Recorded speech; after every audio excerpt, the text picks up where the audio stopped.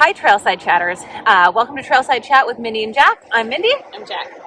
In this episode, we want to talk about something a little bit more serious, but I think a lot of women especially can relate to this. Not to say men can't, but as women, we both have definitely experienced this. And we want to touch on the topic of microaggressions and gaslighting. I absolutely have had experiences in relationships with these two things in particular. And, even some friendships can kind of get that way if they become toxic. And, we've talked about changing, growing, moving on from things that aren't serving us. So tell us a little bit about your experiences with this or examples that you've seen recently and how you have helped someone in this situation or helped yourself. So I think, for me, like you said, it was, a lot of, relationship things. I think the biggest thing is, when you're experiencing, gaslighting or somebody, giving, microaggression towards you, it's not necessarily something that you can kind of, pinpoint right away. And so, it takes a lot longer to figure it out and, trust your gut, because basically what's happening is somebody is telling you, don't trust yourself.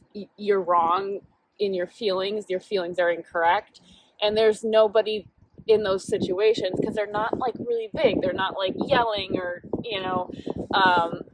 fights or anything. That is just very small little interaction. So it's really hard to pinpoint at first. And I think if you don't realize that this is happening to you, you are in good company, because it does take a while. This is for me, was one of the scariest things, because it's I couldn't on my own really realize it. It took coming to friends and talking with my family to really understand what was happening, and also just trusting myself. I finally got to the point where I was no, I have a good handle on things. I have a good head on my shoulders. I know what's going on. And then just making that change. And then on microaggressions, we oftentimes this happens in workplaces where people aren't directly rude to you. It's not somebody's going to tell you to F off to your face, but they're going to make little comments to kind of undercut your confidence in yourself. So you're kind of you're feeling dissatisfied or uncomfortable, but you can't really pinpoint it in the moment. Mm-hmm. And so figuring that out is, and it's some of those situations where it's it leaves you with you oh dang, I should have said this or that or whatever. And it's not you. This is something that somebody's probably done for their entire life. This is how they interact with people. It's on them. It is not you. And that's just kind of becomes a toxic work environment. Oh, yeah. I definitely have had experience in that, especially with interactions with men. I am in this position of, nope, I oversee this area of whatever, and you are constantly second guessing me. And I'm saying, no, this is the truth of what is going on here. What evidence is leading you to question my authority on this? I'm the expert on X, Y, and Z. Why are you questioning this? What is leading you to do this? And there is, they look at me blankly like I'm a crazy person. And I'm absolutely I'm saying, okay, well, if there's something that I'm not seeing here or that I'm not understanding, please do point that out. I by no means am perfect and all-knowing, but if you can't present any reasonable explanation for why you are trying to second guess this, then you're just trying to undermine me. And years and years and years of that just grind at you.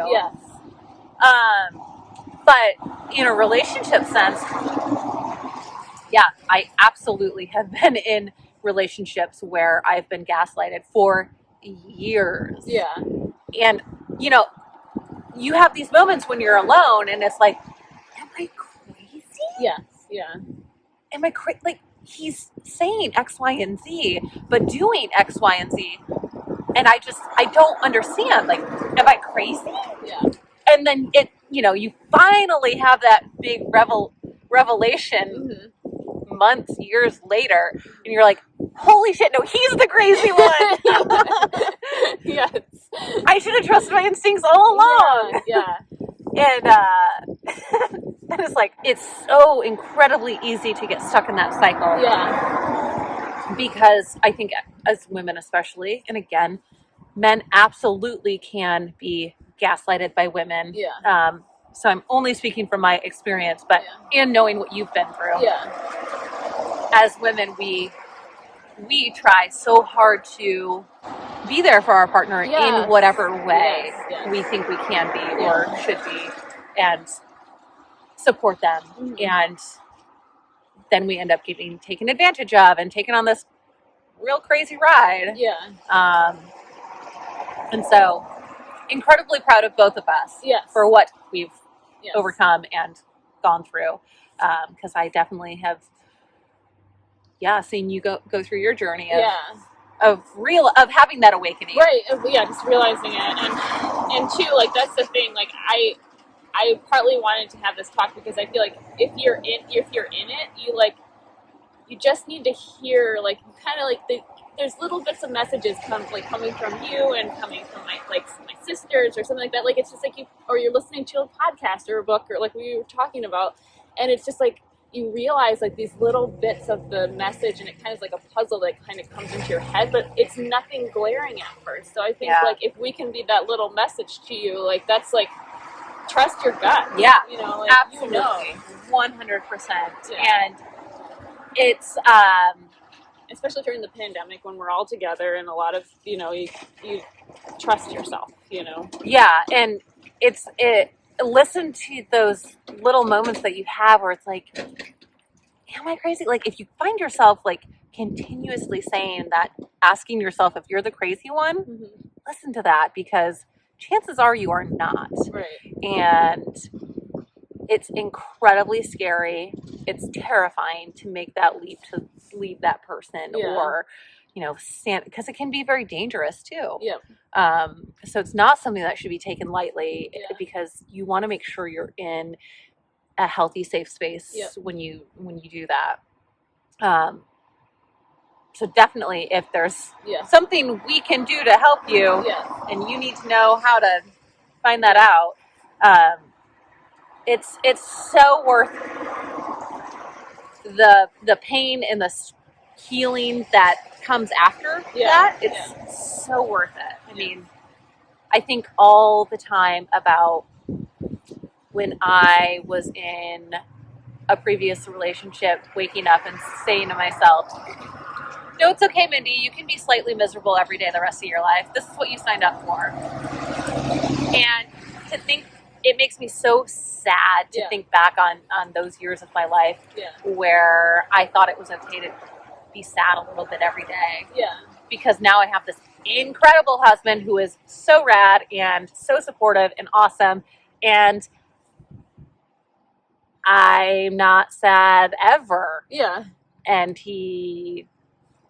I love the crap out of my husband. And if there were ever a day that I was miserable in our relationship, I know I can tell him that I'm sad about something. Yeah. And we can talk about it and fix it, because he's not going to call me a crazy person and gaslight me and shut me out. He's going to give me a hug and say, I love you so much. Let's talk about this. Yeah. And night and day difference. I never thought true happiness existed until I met my husband. I want to cry. Yeah. Yeah. Yeah. He's the best. Yes. Fulfilling to look back on where we've come from. Yeah. And I know how happy you are now. Yeah.